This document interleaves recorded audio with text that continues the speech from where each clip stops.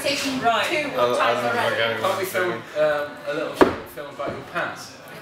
We could do that. I think this is far more interesting. So we were talking about how the creme brulee, because of the burnt sugar, you know, you got the sweetness and the nuttiness from the pistachios, and then that burnt sugar just went almost to the point of being too burnt, but then the wine came in to sort of round it out, and it was that perfect kind of pairing where you get the wine and the food both tasting better together.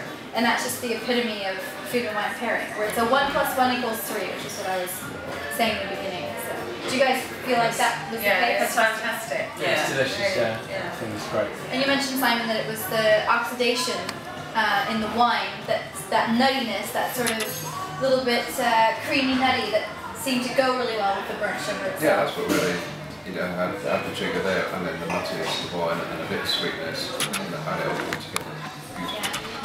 Bitter and sweet working together there. Yeah, sour as well. Peter, you thought the same, did you? I thought it was amazing, yeah. I thought it was my brulee that they actually liked, I thought it was really good. The oxidation of the wine, because I didn't taste it, I'm tasting it now. So do you get nuts? And I can definitely get caramel. It's like a whole glass of caramel. Right? But there's some fruit there too. There's really baked apricots. It's that dark stone fruit. Deep.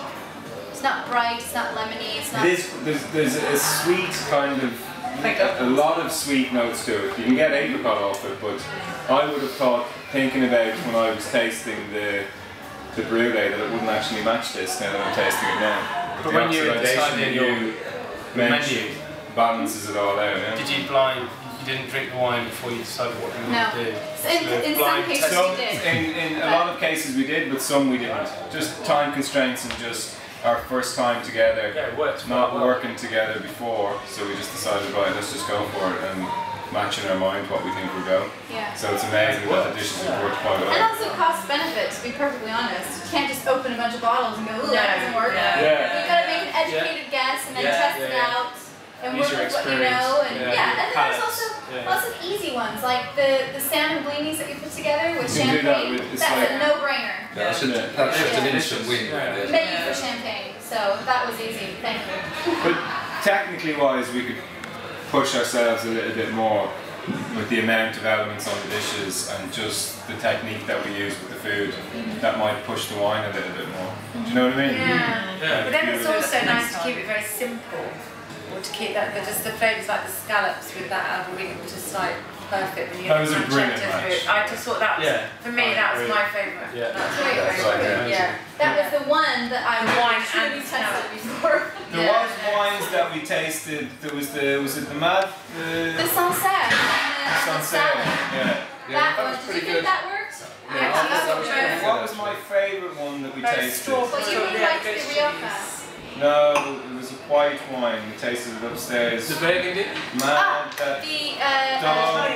Dog Point. Dog Point, the Sauvignon Blanc. We didn't end up using that, so that might be But next we've time. tasted wines that we thought, so we were trying to push it a little bit, and then we actually pulled ourselves back and said, right, okay, now it's getting too complex.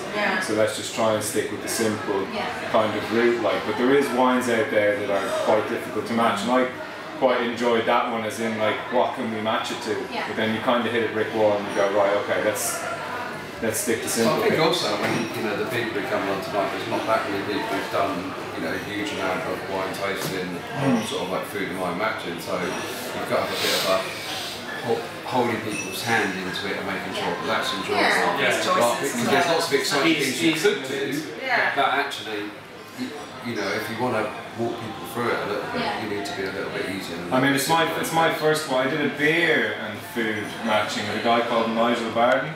It was like Beer Week about 4 years ago, and we did one that's so much easier to match food to beer than it is to match food to wine.